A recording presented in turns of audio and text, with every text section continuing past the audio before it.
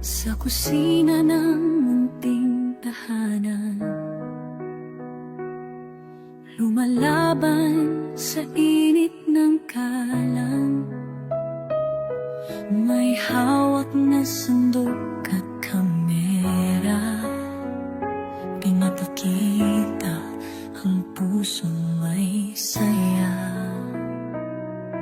Sa bawat sangkap ng kanyang niluluto, may kwento ng tapang at pangarap sa puso.